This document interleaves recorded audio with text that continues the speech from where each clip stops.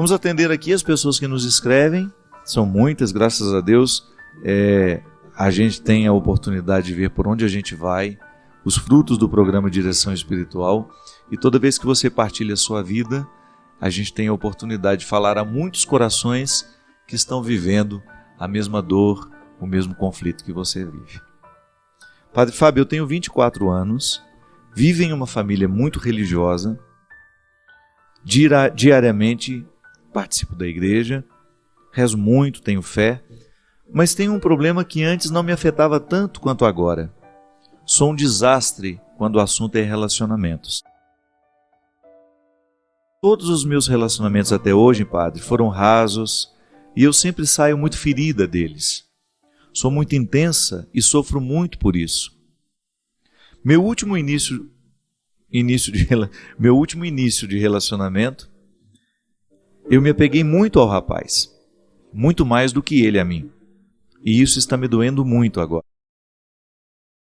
Terminamos de uma forma muito conturbada e ouvi dele muitas ofensas que me machucaram muito. Mas por falta de amor próprio, eu não consigo seguir em frente e sigo esperando que ele me procure, acompanhado de um pedido de desculpas. O seu aniversário se aproxima e eu nem sei se devo parabenizá-lo ou não. Padre, gostaria muito de um conselho seu, uma direção espiritual, porque meu coração já está cansado e só de pensar em conhecer outra pessoa, começar tudo de novo desde o início, já me desanima. Desde o início. Desculpa, o que devo fazer? Ela não coloca o nome, não quer ser, melhor, coloca, mas não quer ser identificada. Minha filha, você tocou numa questão aqui fundamental. Toda vez que nós estabelecemos um relacionamento com o outro, a gente precisa ter consciência de que a relação com o outro só é boa a partir do momento em que a relação que a gente tem com a gente já está suficientemente estabelecida. É o conceito de pessoa que a gente trabalha no livro Quem Me Roubou de Mim, que eu escrevi justamente sobre essas questões de relacionamento de pessoas que sofrem muito. O conceito de pessoa é inspirado pela antropologia cristã, judaico-cristã, nos diz que a pessoa é aquela que tem a posse de si. Em outras palavras mais simples, né? É aquela que se possui, que é dona de si. É aquela que já conseguiu conhecer-se o suficiente, já tomou posse de si. E porque tomou posse de si, pode se dispor ao outro, pode se oferecer ao outro. O grande problema é que nós estabelecemos relacionamentos sem antes ter feito esse dever de casa. E na posse de si, a gente precisa viver a experiência do amor próprio. Quem não se ama vai ter muita dificuldade de sentir-se amada pelo outro, ou então até mesmo de amar. Você está dizendo aqui que você é intensa demais. Pode ser que essa sua intensidade seja fruto dessa falta de posse de si mesma, que é uma expressão de imaturidade. Tá certo, todo mundo tem o direito de ser intenso, mas a intensidade não pode atropelar o processo, né? Eu não posso atropelar o meu processo no relacionamento, no conhecimento de uma pessoa. Tem que ir devagar. Você não sabe quem o outro é. Você terá de passar pelo processo normativo, isso é a norma, né? Faz parte de todo o processo de conhecer alguém, dar os passos gradativos. A intensidade já pode ser expressão de uma imaturidade que você alimenta. Precisa ter muito cuidado quando você vai estabelecer um relacionamento com o outro, colocando a sua intimidade, a intimidade do seu coração, colocando seus sentimentos. Então, às vezes, não dá certo por isso. Eu ainda não amadureci o suficiente para poder oferecer-me ao outro. Você tem 24 anos, você é muito jovem ainda, e é provável que você vá aprendendo com o tempo. Agora, veja bem, esse sofrimento que você passa ao outro, hoje, já que você identificou que ele aconteceu da mesma forma nos outros relacionamentos, significa que pode ser que o erro esteja justamente na maneira como você administra esse relacionamento. Nós não podemos ficar repetindo conscientemente os mesmos erros. Tenha coragem de colocar para você, de identificar como é que você erra ao estabelecer o relacionamento com o outro. Onde é que você peca, poderíamos dizer, né? Não no sentido de pecado que precisa ser confessado ao padre, não. Mas aquele pecado que você peca contra você mesmo. Você abre mão demais do seu mundo para ter o outro na sua vida? Que às vezes é assim. O namoro começa e você imediatamente abre mão do seu mundo porque você quer agradar o outro. Você abre mão das realidades que você tem, daquelas que já faziam parte de você. Às vezes existem relacionamentos em que os cônjuges exigem até que o outro deixe os seus amigos de lado. Não é possível isso.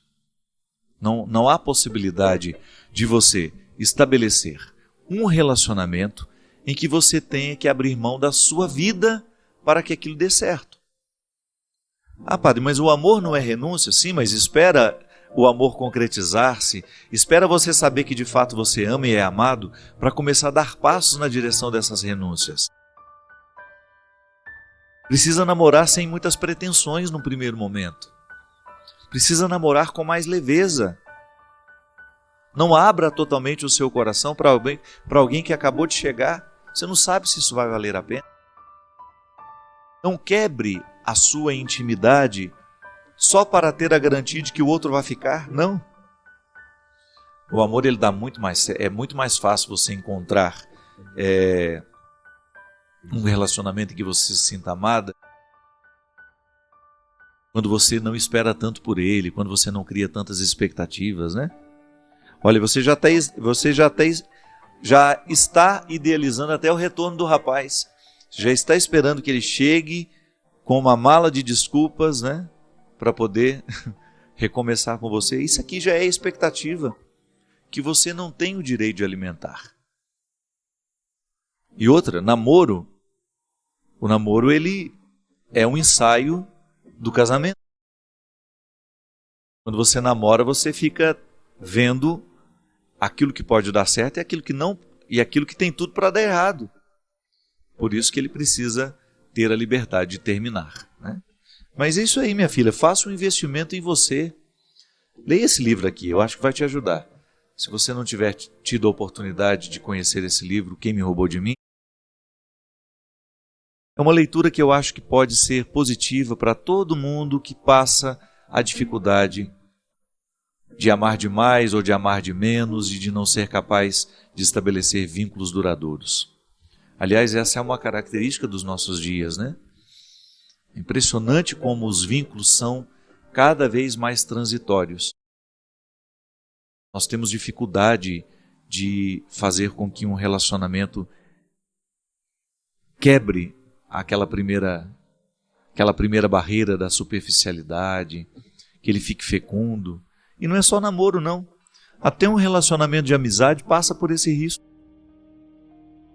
Como é difícil a gente alimentar uma amizade profunda. Por quê? Primeiro porque os ambientes que a gente frequenta nem sempre nos proporcionam uma conversa que nos faz ficar amigos. É sempre tudo muito conturbado, sempre todo mundo muito distraído com os celulares e cada um estabelecendo conversas paralelas. Você está conversando com uma pessoa, ela está ali digitando coisas no celular dela e prestando atenção em você ao mesmo tempo. Então nós somos muito superficiais, estamos vivendo de maneira muito superficiais. É natural que os nossos relacionamentos também entrem pela mesma perspectiva, né? Não é possível a gente criar vínculos fecundos com tanta superficialidade. É uma mudança de vida mesmo. Passa pelo conceito de conversão. Interessante, né? A conversão que Jesus nos propõe é justamente a gente ir cada vez mais tomando posse do nosso coração. É um movimento de profundidade, veja bem. É um movimento que faz com que a gente tenha uma busca interior que nunca vai terminar. A superficialidade tem fim, a profundidade não. Quando você opta por viver uma busca de amadurecimento. Por exemplo, como essa menina aqui. Por que os meus relacionamentos não dão certo? É preciso investigar-se. Não dá para ir fazendo esse rolo compressor apenas dando a desculpa para si mesmo e para os outros. Eu tenho dificuldade de amar e ser amado.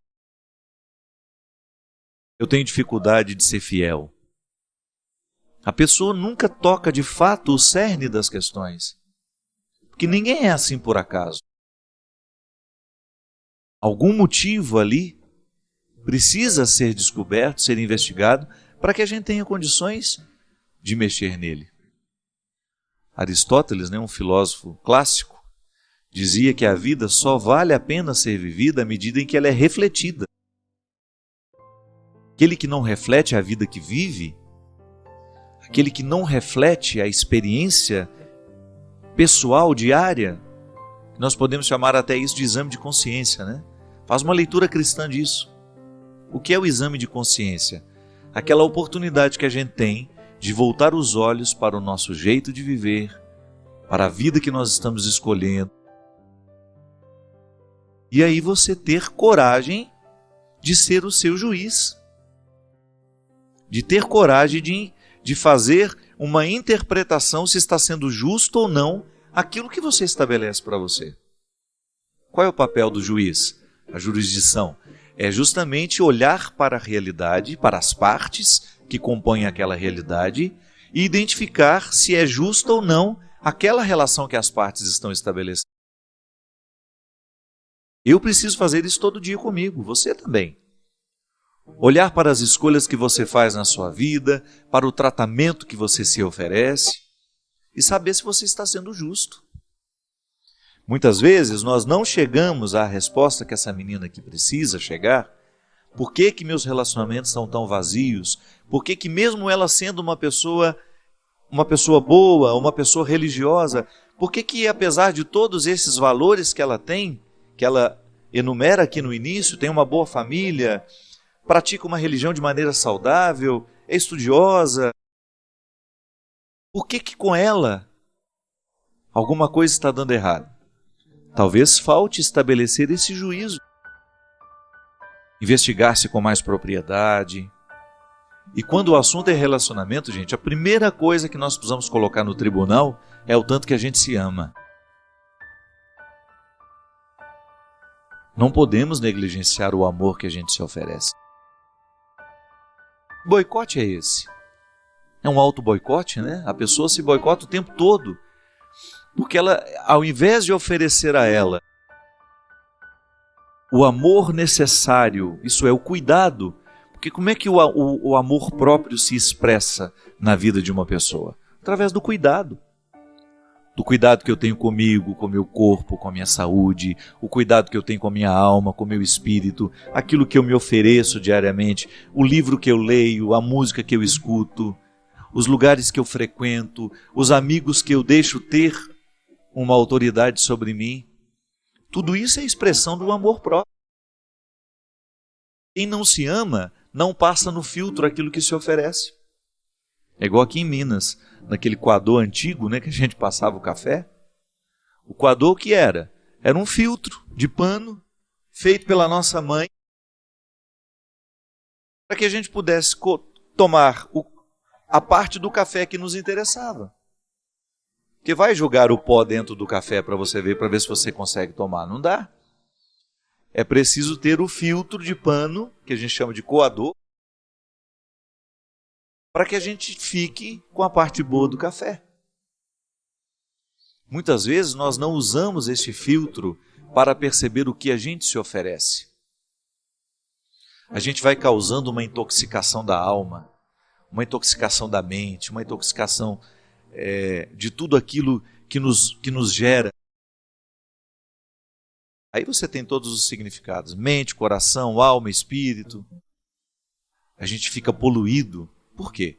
Porque a vida, o mundo, as realidades que estão de fora, elas podem ser nocivas a nós. É claro que tem muita coisa boa de fora que vem nos ajudar, nessa consistência humana. Agora, se a gente não passa pelo filtro essas realidades, pode ser que a gente esteja tomando um café envenenado. Pode ser que a gente esteja provocando uma intoxicação dentro de nós porque a gente não teve coragem de identificar, de colocar ali um filtro que nos ajudasse a ficar mais puros. O amor próprio é esse ponto de partida para que todo relacionamento seja saudável. Quem não se ama, quem não se cuida, quem não faz o dever de casa diário, de jogar amor dentro do coração, e essa é a ação de Deus, é justamente o que Deus faz no coração daquele filho que volta para pedir perdão ao pai. Ele precisou voltar a se amar. Ele precisou identificar que comer a lavagem dos porcos não era para ele. Engraçado, né? Você vê naquele rapaz a identidade que não havia sido totalmente perdida, que é quando ele lembra que ele tem pai. Isso é amor próprio. É o amor próprio que move o coração daquele rapaz ao identificar que aquela miséria, que aquele alimento imundo não era para ele. Minha gente, quantos de nós ficamos nos alimentando de sentimentos estragados que podem ser comparados à lavagem dos porcos? Quantas vezes eu encontro pessoas bonitas, nutridas, com relacionamentos precários, tóxicos, viciantes. Aquele pseudo-amor, né? Aquele falso amor, que pode ser comparado a uma lavagem de porco. Aquele namoro que não é outra coisa senão um chiqueiro. Não há nada de puro naquilo. A pessoa se maltrata o tempo todo só para ter a companhia do leitão. Não, pelo amor de Deus, você merece muito mais. A pessoa só se recupera no momento em que ela olha para o espelho e vê a face desfigurada e diz para ela mesma: eu não mereço esse tratamento. Isso corrigiria tantas coisas dentro dos namoros, dentro das relações de casamento, porque também no casamento acontece isso. Quanto o marido tratando a esposa de maneira que vai expulsando o amor próprio dela, ou então é o amor próprio que foi expulso, que já permitiu aquele tratamento tão odioso. Namoro, casamento, relação entre amigos, nós precisamos ter muito cuidado para a gente não se acostumar ao alimento imundo. Precisamos tomar muito cuidado para a gente não se acostumar com o precário e achar que ele é a única coisa que nós merecemos ter na vida. A gente merece muito mais.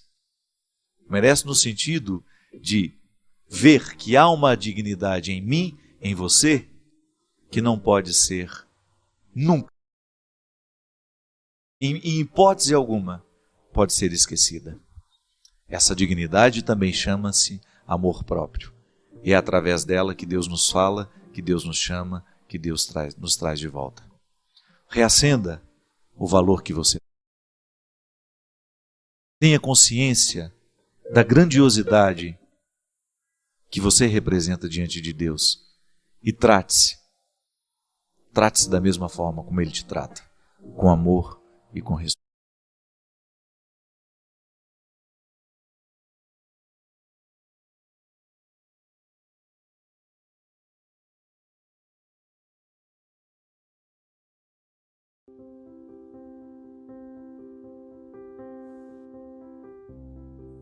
A gente ter a oportunidade de fazer bem a quem passa pela nossa vida, né? Aqui agora mesmo no Twitter, uma pessoa, a Leila, que ela é lá de Umuarama. A Leila é um ser humano muito sensível, uma grande artista. Inclusive eu tenho um quadro na minha casa de São José ensinando Jesus a trabalhar na carpintaria, um quadro grande. A Leila sempre foi um ser humano que, por ter sido encontrada por Deus através do meu ministério, sempre me apresentou aos outros com muito carinho. Ela se utiliza das redes sociais sempre com muito respeito a mim, e eu fico muito feliz de ver assim, os resultados. Quando a gente percebe que a nossa vida tornou melhor a vida de uma outra pessoa. A Leila é um exemplo para mim É um ser humano que eu sempre me lembro. Porque eu tenho os meus cansaços. Hoje, por exemplo, foi um dia muito cansativo para mim. Eu levantei muito cedo, estou vindo de uma maratona de trabalho, não estou tendo tempo para muito descanso. Eu já fui para São Paulo, gravei o programa do Ratinho hoje à tarde, vim direto para cá. E às vezes esse cansaço todo, por exemplo, hoje, eu poderia muito bem... eu não vou lá fazer o programa não, já deixei um gravado. Mas, minha gente, quando eu me lembro, isso para mim é uma regra de vida. Eu até falei aqui no último programa, né? Quando eu não estou aqui, porque realmente eu esgotei todas as possibilidades. A Canção Nova também tem os limites dela. Em outros tempos até teve mais. Nós estávamos por causa da crise, né? Sem muita equipe de trabalho. Às vezes a gente não conseguia gravar toda semana. A crise pegou mesmo a Canção Nova. Então, em algumas situações nós queríamos gravar o programa, os diretores, a equipe queria, mas nós não tínhamos recursos financeiros para manter a equipe nos muitos trabalhos e gravações que existem. E não é que a gente não quer vir, não é que a gente não quer fazer. Às vezes nós temos os nossos limites. Mas quando eu sei que esse estúdio está aqui à disposição para aquilo que nós fazemos toda quarta-feira, seja gravado ou seja ao vivo, eu não penso duas vezes em vir, ainda que seja extremamente cansativo para mim. Porque é uma oportunidade que a gente tem de permitir que Deus aconteça na vida das pessoas por meio da reflexão. Eu não tenho dúvida de que esta é a minha principal missão. Não é cantar, não é mesmo. Eu sei que a música ocupa muito meu tempo. E até mesmo quem vai aos meus eventos, eu sei que as pessoas querem me ouvir falar. Porque eu estou atado ao ministério de Jesus. Eu levo muito a sério o meu ofício de pregador. De ser uma pessoa que tem a oportunidade de trabalhar com a palavra. Ainda ontem mesmo, num show lindíssimo que nós fizemos em São Paulo, agradeço muito ao povo da Pauliceia. Nós tivemos ontem lá no Espaço das Américas, aquela casa linda, lotada. Eu falei sobre isso lá. Eu falei, às vezes nós não temos noção de como uma palavra dita por nós pode provocar o bem. De como uma palavra pode desencadear a paz, a reconciliação. De repente uma pessoa que você ofendeu, que você machucou, um pedido de perdão que você manda através do WhatsApp. Sabe, olha, me perdoa, eu errei, machuquei você com minhas palavras. Sabe, isso tem um poder. A gente não pode desconsiderar esse poder da palavra. E eu levo muito a sério essa palavra que está à minha disposição, através de tudo aquilo que eu sei do Evangelho, que eu estudo diariamente, e de tudo aquilo que eu estudei ao longo da minha vida. Tudo foi complementar, até os romances que eu li na minha adolescência, porque eu sempre fui um leitor voraz, sempre gostei de literatura. Quantas vezes um livro que eu li na minha adolescência eu consegui trazer para o contexto das minhas pregações? E consegui unir aquele romance aos ensinamentos de Jesus ou aqueles personagens àquilo que eu estava precisando dizer? Nós não podemos desconsiderar que uma palavra nossa pode fazer viver o que está do outro lado. E a gente sabe que o contrário também é verdadeiro. Nós muitas vezes matamos o outro com a nossa palavra. Nós matamos quando somos rudes, quando mentimos, quando somos grosseiros. Quantas vezes eu vejo a alegria de uma pessoa ir embora porque alguém perdeu a oportunidade de ser educado, só isso. A gente passa pela vida de tantas pessoas, né? E às vezes a gente perde a oportunidade de sermos educados. Só isso. Não é fazer um discurso para o outro, não. É utilizar-se da gentileza. É você poder dizer de maneira delicada, até mesmo o que precisa ser dito de forma mais dura. Há uma forma mais mais elegante de dizer, de chamar a atenção. Então eu fico muito tocado quando vejo assim, que a nossa palavra está causando, quando a nossa missão está causando um benefício do coração do povo, né? Inclusive hoje eu acabei de receber aqui também um presente, queria mostrar. Ele é português, né? Querido Chair Raemani. Vem cá, meu querido, vem cá. Você tá bonzinho? Graças a Deus. Seja bem-vindo. Muito obrigado. Seja bem-vindo. Apresente para nós o seu livro. Este é um livro de poemas, refletindo em Isso é Deus, português, né? versos para rezar. Isso, padre. Português, de onde? De Lisboa. Nasci em Lisboa, graças Terra a Deus. feia aquela sua. Né? Você sabe que eu sou apaixonado pela sua terra. Se pudesse, viraria um lisboeta, ainda que fosse por uns tempos. Quem sabe? Uma alfacinha. É verdade. Mas o Chair me procurou há muito tempo. Tem quanto tempo que você ficou? Foi em dezembro. Dezembro do ano passado. Eu te enrolei até quando? Foi em dezembro. Foi em dezembro, a gente foi conversando e mais ou menos em março, abril, o padre entreguei o prefácio. A apresentação. É uma apresentação, justamente. Ele escreveu um livro de poemas que nos ajudam a rezar. Com certeza, padre. É um livro de poemas, eu vejo assim, bem providencial o padre ter falado do amadurecimento, do sofrimento, porque também na nossa vida religiosa nós sofremos. Nós temos os nossos sofrimentos que nos levam a amadurecer.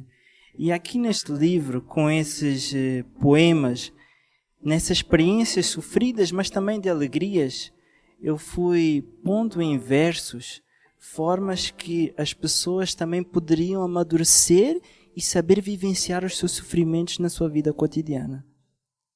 Tive a honra de contar com a sua apresentação, desde já agradeço, porque um poeta, meu nome Chair quer dizer poeta, e um poeta sempre tem também poetas a seguir.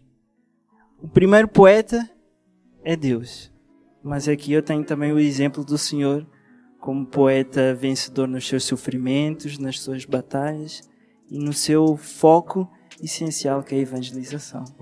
Então, muito obrigado, viu? Obrigado pela oportunidade que você me deu de estar com você nessa obra e também pela oportunidade que você tem de oferecer ao povo a beleza que nos ajuda a rezar. Com certeza. E evangelização. É isso que eu quis exprimir aqui também. Muito obrigado, viu? Obrigado. Que Deus o abençoe cada vez mais. Obrigado mesmo. Eu fico muito feliz quando vejo uma pessoa utilizando-se dos recursos da beleza e trazendo para o contexto da religião. Porque às vezes o religioso, a linguagem religiosa, ela é feita de maneira tão apressada, tão sem zelo, que acaba ficando tosco, né? E ao invés de nos ajudar a rezar, pode até nos prejudicar. E é interessante porque a beleza, essa estética que os nossos olhos apreciam, ela também passa pelas atitudes. São as pessoas bonitas. Eu não estou falando de beleza física, não. Uma pessoa que você reconhece naturalmente elegante nos gestos, na maneira como fala, na maneira como acolhe o outro.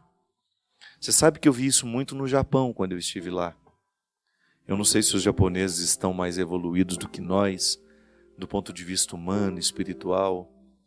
Pode ser até fruto mesmo do próprio sofrimento, né? O Japão é um país que sofreu muito.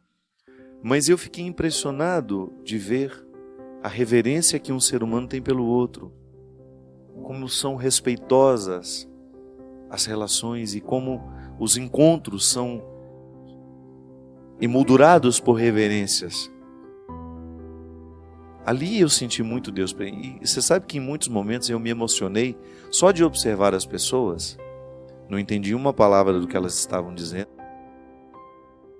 Mas eu ficava emocionado de ver como eram bonitas aquelas pessoas. É como se elas estivessem num outro nível de evolução. Já tivessem encontrado respostas que eu ainda estou procurando. Sabe, seres humanos já marcados por uma luz, por um jeito novo de ser. E eu desejo, cada vez mais a beleza faça isso com a gente. Provoque-nos o encantamento e naturalmente transforme-nos para que a gente também fique seres encantados e encantadores. É isso que o Evangelho faz. Na minha viagem à faixa de Gaza, tive a oportunidade de conhecer o Padre Mário, um ser humano que me encantou. As irmãs, então, de Teresa de Calcutá, que estavam lá naquele lugar, naquele abrigo, cuidando daquelas crianças, como me encantaram pela delicadeza, pela forma bonita com que escolheram viver ali. Sem dúvida, um aprendizado que a gente guarda para o resto da vida. A gente também precisa ser assim, provocar o encantamento por onde a gente passar. Bem, minha gente, eu quero me despedir dizendo que vai ser uma semana em que eu vou encontrar muitos de vocês. Se Deus quiser, estaremos juntos nessas cidades que nós anunciamos aí. Quero contar com a sua oração neste tempo de muito trabalho. Final de ano nós estamos trabalhando muito. Conto com a sua oração. Conto também com a sua cooperação. Você que vai ao encontro conosco, que vai aos lançamentos. Lembre-se que é o lançamento da biografia, viu? Não sai de casa com esse balaio de produtos, não. Nem do Rodrigo, nem do meu, porque nós não vamos ter tempo. Porque às vezes a pessoa vai para o lançamento da biografia e leva aquele balaio de livros que ela tem em casa. Todos os livros do Padre Fábio de Mello. Todos os CDs do Padre Fábio de Mello. Não, pelo amor de Deus, vai, leva o seu coração, seu amor e a sua paciência com a gente. O autógrafo vai ser do livro, só aquele que está ali em cima da mesa, a biografia, viu? Ajude-nos. E se você vê um coleguinha lá na fila, já fala, Padre Fábio de Mello está muito cansado. Rodrigo Alvarez está muito cansado. É um autógrafo atrás do outro, é uma cidade atrás da outra, e a gente vai ficar, de fato, exauridos. Mas a gente quer receber a todos com muito carinho. E se as regras forem cumpridas, a gente vai ter tempo de atender todo mundo que estiver por lá. Muito obrigado. Obrigado pelo carinho, obrigado pela oportunidade de estarmos aqui.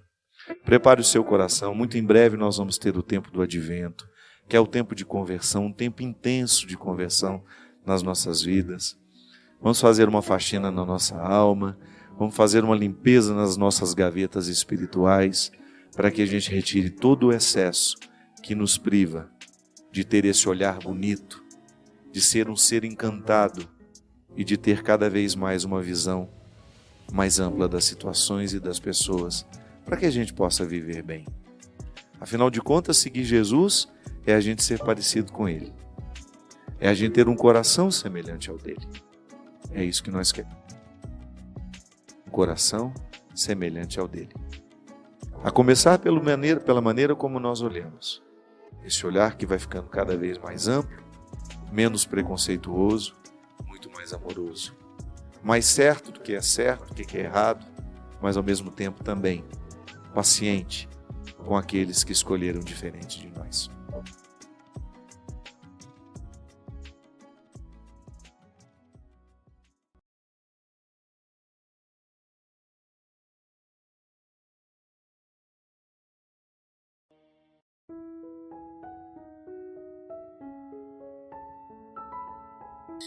Às vezes a gente tem a sensação de que a nossa vida é sempre um processo de construção.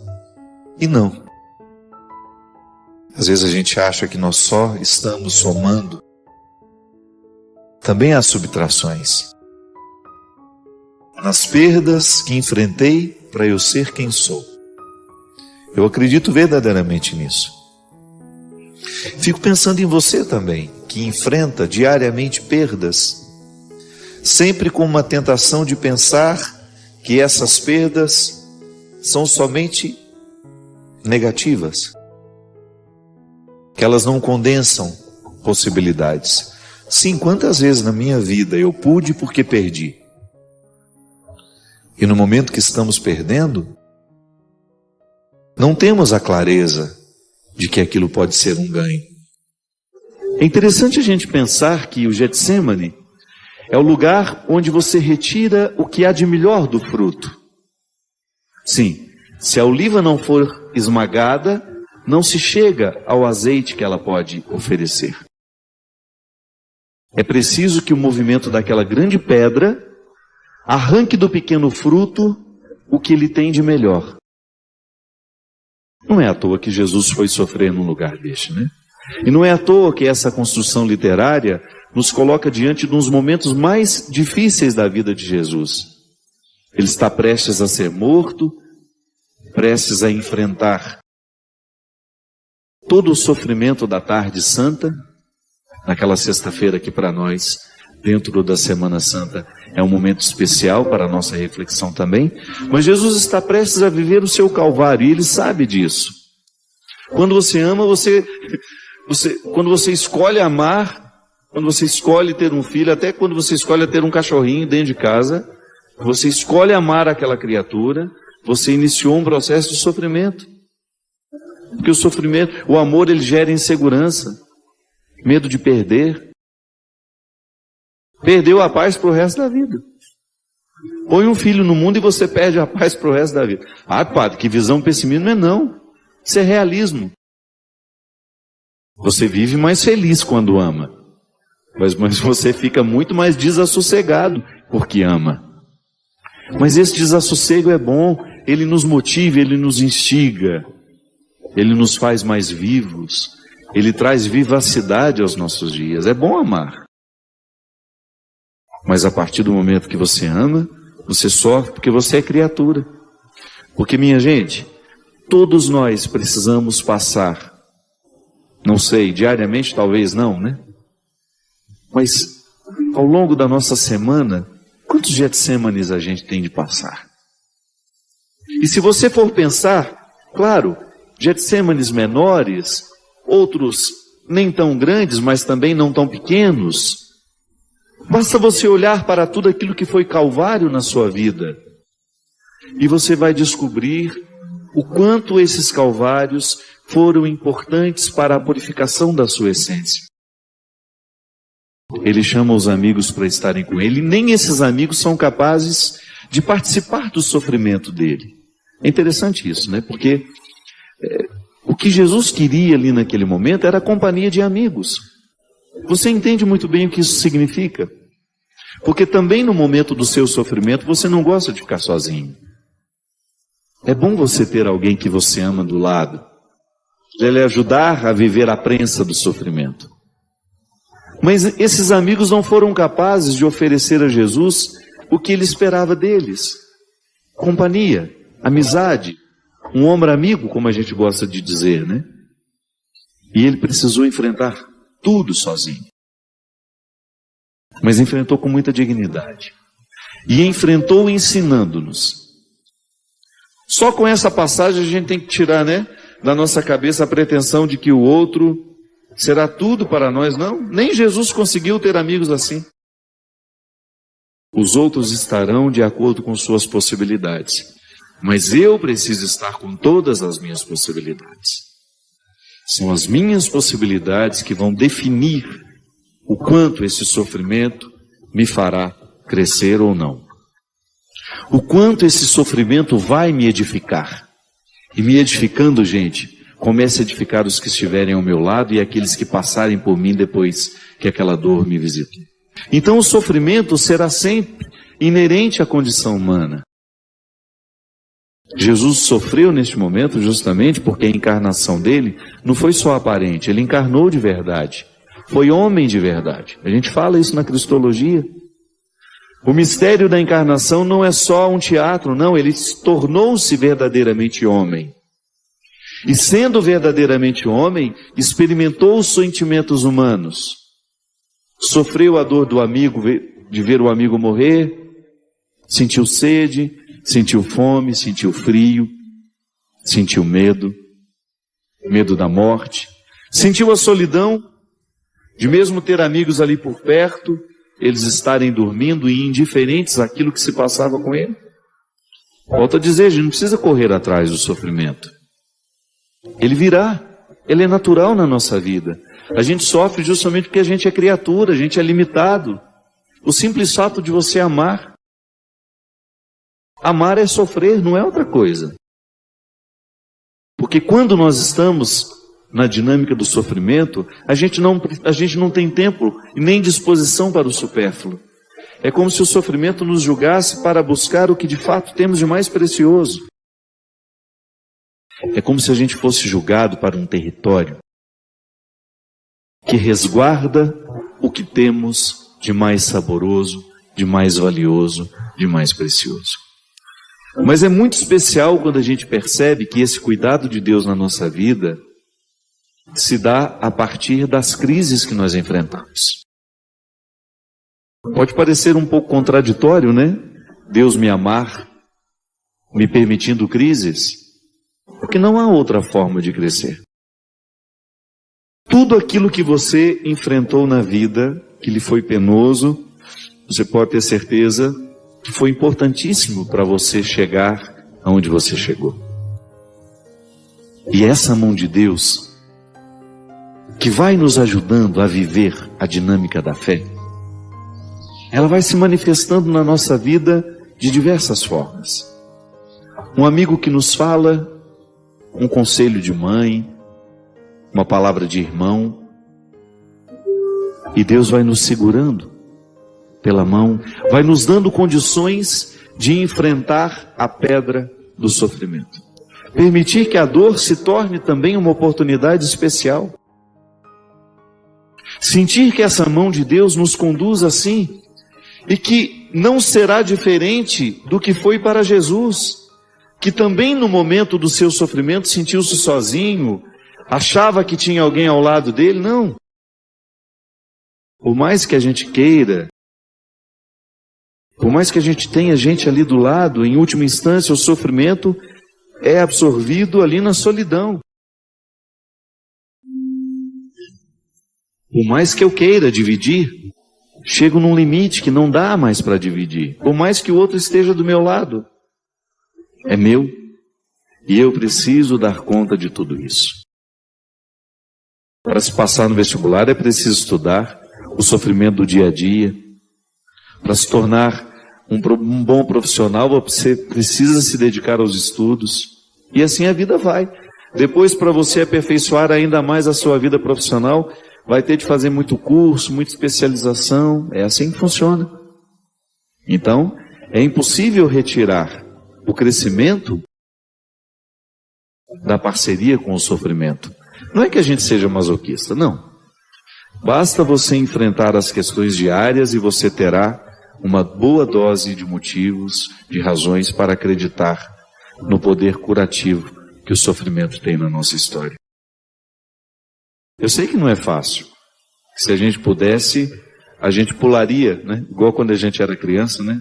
Que você tem aqueles jogos em que você tem a oportunidade de pular uma fase, né? Ah, vou pular, tenho o direito de pular uma fase, vou pular. Na vida não é assim, não. Não dá para pular a fase.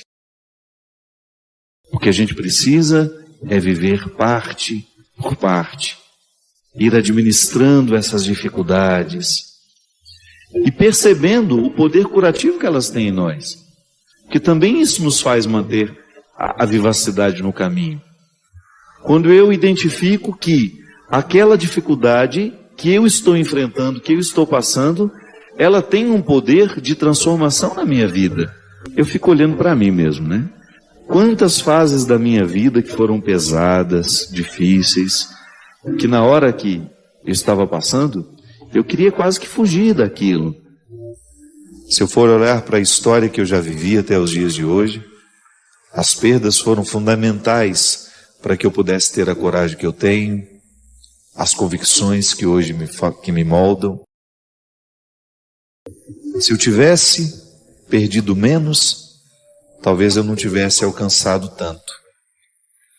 Quando eu falo de alcançar, eu não estou me referindo a uma vaidade de ter me tornado quem eu pude me tornar. Tantas perdas foram necessárias para que eu tivesse condições de ser o homem que eu sou. Às vezes a gente não consegue ter uma boa visão da vida, é porque a gente só foca naquilo que está acontecendo. Olhar para tudo aquilo que eu precisei enfrentar, por exemplo, a morte da minha irmã, que foi um momento muito difícil para todos nós lá em casa, que particularmente foi um Getsemane pesado na minha vida, na minha história. Você vai estar sempre vivendo a dinâmica daquele sepultamento. As pessoas não vão embora de uma vez. Você vai se acostumando com aquela ausência. É uma mão de terra por dia. Não é sepultado de uma vez. Quem passa por isso sabe. Não preciso ficar dizendo muito não. É uma dor coletiva. Porque você, além de ter toda a dimensão pessoal da dor, você ainda tem que ajudar a administrar o outro que está do lado. Perder não é fácil. Como dizia o Mia Couto, né? Morto amado nunca para de morrer. Mas quando você abre o leque para ver os acontecimentos, tudo aquilo que lhe envolve nesse momento, a sua visão fica mais aperfeiçoada. A morte da minha irmã significou um tempo de muita angústia, que se estendeu, é claro, a gente vai sendo curado pelo tempo, né? Hoje eu falo com muita naturalidade da morte da minha irmã, mas na época, meu Deus do céu, como durou aquilo dentro de mim, como foi pesado aquele sofrimento dentro de mim. Mas ao mesmo tempo, quando você olha para tudo isso um tempo depois, você vai descobrir que os acontecimentos, por mais dolorosos que eles sejam, eles trazem uma grande carga de ensinamento, de aprendizado. É claro que a gente não deseja isso a ninguém. É claro que é muito melhor a gente crescer mesmo sem esses Getsêmanes tão cruéis. É claro que nós não desejamos a morte dos nossos filhos para a gente poder crescer. Não. Mas o fato é que quando o sofrimento bate à nossa porta, o que a gente mais precisa fazer é olhar esse sofrimento de perto. Não desviar os olhos dele. E prestar atenção no que ele pretende nos dizer, para que ele não seja em vão, para que as nossas perdas não sejam em vão, para que os nossos sofrimentos não sejam em vão, para que as nossas lutas não sejam em vão. É uma questão de maturidade, minha gente. É uma questão de amadurecimento mesmo. Eu ter condições de olhar para aquilo que é penoso na minha vida e colocar isso a favor do meu crescimento, do meu amadurecimento pessoal. Deus nos protege, às vezes, quando nos diz não, eu gosto de dizer. É isso, minha gente. As nossas dores precisam ser partilhadas. As nossas angústias, as nossas ansiedades, porque quanto mais a gente fala delas, sobretudo aqui, nesse espaço que para mim é tão sagrado, eu não tenho como controlar o que você fará do que eu estou dizendo. Mas eu tenho consciência que para mim é importante dizer. Porque quando nós dizemos, de alguma forma, nós começamos a organizar dentro de nós o que está desorganizado. É uma forma que você tem de se comprometer com aquilo que está acontecendo. Sim, porque depois que você vence essa dor, depois que você vence esse sofrimento, você vai para a estrada com uma disposição que você não tinha antes. Se você levar a sério o poder curativo que o sofrimento tem, essa dor que hoje lhe visita, que lhe deixa desassossegado, essa perda que hoje você precisa enfrentar, permita que Deus coloque essa mão, permita que Deus lhe conceda este amparo, para que você tenha a coragem de desafiar-se, ir além e viver com muita serenidade e sabedoria esse momento de dor que hoje você está enfrentando. É a mão dele que lhe sustenta. Da mesma forma como você sustentou o seu filho. Não há diferença. O mesmo que Deus ofereceu a Jesus, ele oferece a nós também. A coragem de ir adiante, de subir a saladeira da dor, chegar ao Calvário e depois da morte experimentar essa ressurreição. E eu não falo de uma morte do corpo, não. Eu falo da morte que todo sofrimento provoca em nós. É quando, por exemplo, você se decepciona com uma pessoa, naturalmente morre alguma coisa dentro de você. Mas essa decepção não pode lhe amargurar. É assim que a gente supera os momentos de dificuldade. É assim que a gente cresce como pessoas. Quando a gente se oportuniza um olhar mais amplo, das realidades que nos envolvem. Ao morrer aquilo que antes era tão vivo dentro de você, permita que você se torne melhor. Comece a ver as pessoas com menos ilusões. Olhe-as com mais realidade. Ah, vai ser tão melhor conviver. Você vai ficar mais maduro, vai ficar esperando menos dos outros e recrutando mais de si mesmo. Quem espera muito do outro, recruta menos de si mesmo. Quem recruta menos de si mesmo, perde a oportunidade de crescer.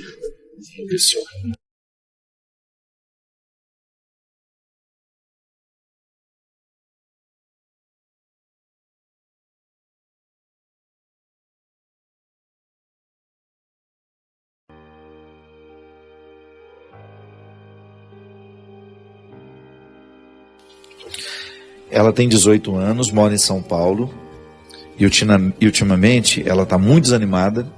Ela está dizendo que parece que nada dá certo para ela. E há 8 meses ela está com um problema de saúde, já emagreceu 9 quilos. Nenhum médico conseguiu acertar no tratamento dela. E o diálogo com o pai está cada vez mais difícil. Eles trabalham juntos e por mais que ela se esforce, o pai sempre acha que ela não faz nada direito. Em casa também não é fácil a convivência, pois aos finais de semana o pai bebe e só serve para ofendê-la. Padre, eu estou tão desanimado e sem esperanças. Participo das missas, me confessei recentemente, comungo, mas não me sinto completa, me sinto vazia. Minha filha, as nossas relações familiares, se elas não são passadas a limpo, nós vamos perdendo a oportunidade de melhorá-las. Eu sempre digo que toda vez que eu tenho uma dificuldade com o pai, com uma mãe, com um irmão, eu preciso oficializar a dificuldade que está acontecendo. Sabe, a melhor forma que tem é a gente sentar e criar um encontro em que a gente tenha condições de dizer. Porque às vezes nós não formalizamos a nossa insatisfação. Sabe, isso que você está dizendo para mim, você tem que dizer ao seu pai. De maneira caridosa, do jeito certo, formalizando: meu pai, a maneira como o senhor está me tratando, a maneira como nós estamos nos relacionando, não me faz bem. Às vezes nós dizemos ao outro que é certo da forma errada. Tá? Até hoje disse isso no meu Twitter. Muitas vezes nós não temos a sabedoria de encontrar o melhor formato de dizer aquilo que nós precisamos dizer.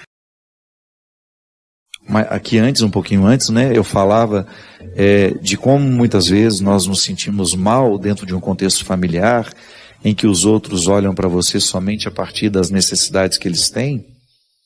Se a gente não formaliza isso, o outro vai continuar nos tratando assim a vida inteira. A manutenção de relacionamentos cruéis passa pelas duas partes. Quantas vezes um pai não resolve o conflito com o filho, ou vice-versa, ou o conflito com outro irmão, é porque a gente nunca teve coragem de dizer. Mas não adianta dizer do jeito errado, porque às vezes nós dizemos, mas aos gritos.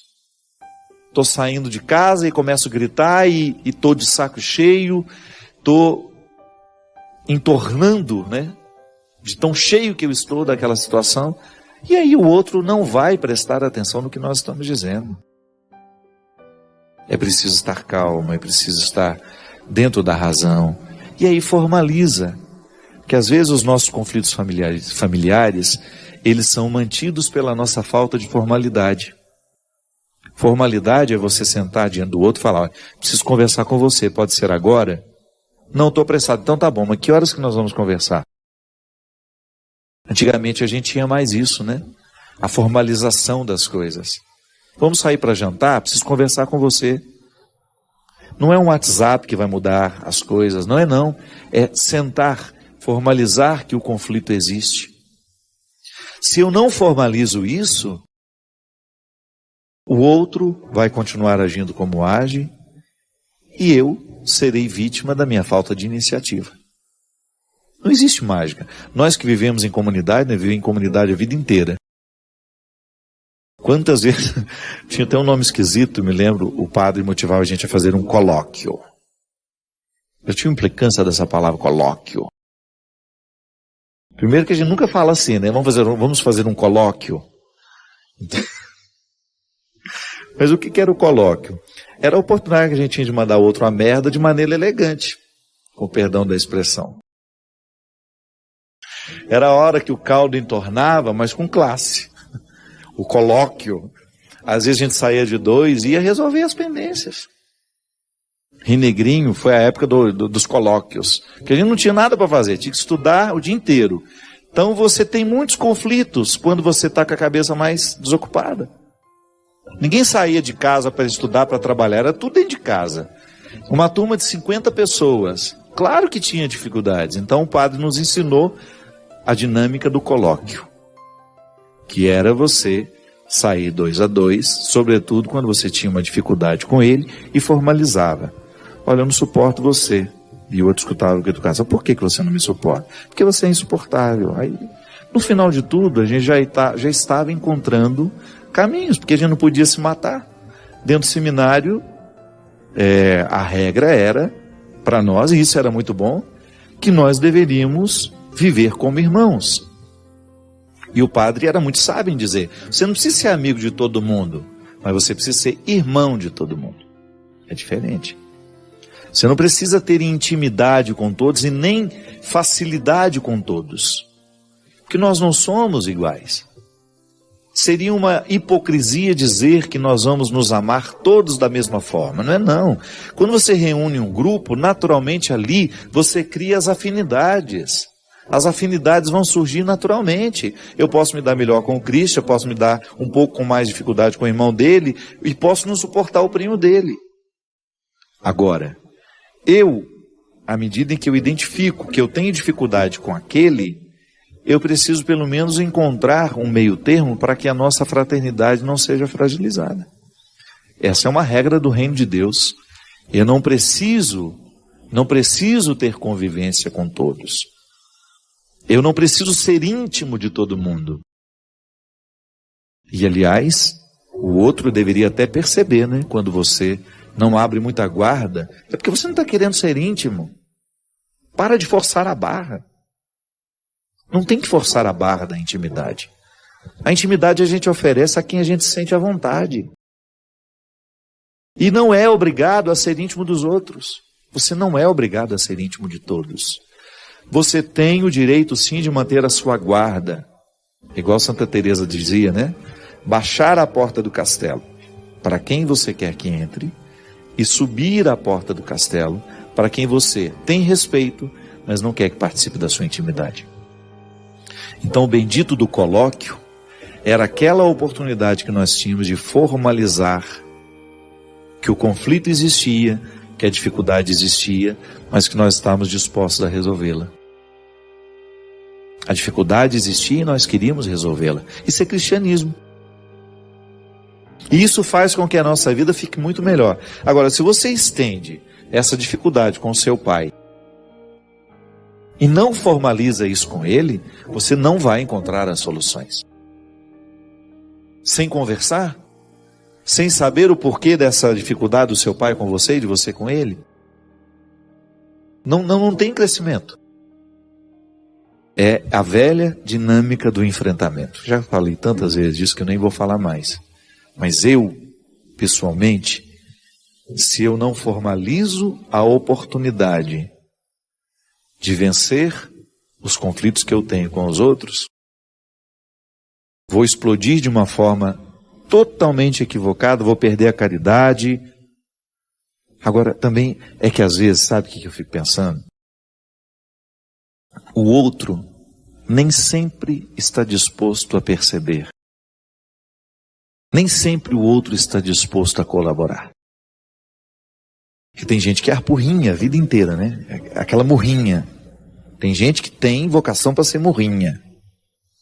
Reclama de tudo, o tempo todo ela foi prejudicada, o tempo todo ela acha que é isso. Não, eu não posso viver esse papel. Então, quando a gente formaliza, a gente estabelece o limite. E estabelecer o limite é muito positivo. Isso é sinal de respeito. Dizer ao outro, isso aqui é o lugar até onde você pode vir, isso é sinal de respeito por ele. Para ele também não ficar fazendo papel de trouxa. Para ele também sentir que ele tem uma dignidade que ele precisa cuidar. Minha gente, o tempo vai fazendo isso com a gente. Nós vamos permitindo esse aprendizado, ele é muito natural quando a maturidade vai chegando. Você se sente mais no direito de dizer o que lhe incomoda. Dentro das nossas casas isso é fundamental.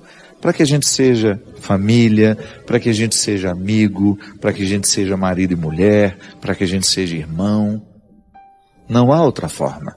Namorados. Se vocês não vão formalizando os conflitos que vocês têm, desistam do casamento. É melhor nem levar adiante essa bobagem. Se não existe a formalidade de dizer, de esclarecer os conflitos, não há preparo para casamento. O namoro é o tempo em que se ensaia a vida de casado. Então, se no tempo do namoro não se colocam os conflitos na mesa, não está havendo preparo nenhum para o casamento. Aliás, toda vez que a gente quer amadurecer na relação com o outro, é colocando os conflitos na mesa, é olhando nos olhos. Olha, eu não vou ser mais tratado dessa forma. Pode ser assim? Nós seremos claros uns com os outros agora. Fidelidade é assim, minha gente. Fidelidade não é outra coisa senão um pacto estabelecido a partir de uma formalização. Você sabe quando é que você começa a deixar de ser fiel. Então, se você não for honesto, no momento em que você deixa de ser fiel, você perde toda a razão diante do outro. Só assim a gente pode dar certo. Continua sendo difícil, mesmo quando formalizamos? Sim. Porque tem gente que tem mais dificuldade que a outra. Tem pessoas que têm muito mais dificuldade que outras. Mas sem a formalização dos nossos conflitos, das dificuldades que nós temos, não temos o direito de esperar melhoras. É isso. Que a gente tenha a coragem, a disposição de formalizar os conflitos para deles extrairmos um novo tempo para a gente viver mais felizes, mais realizados.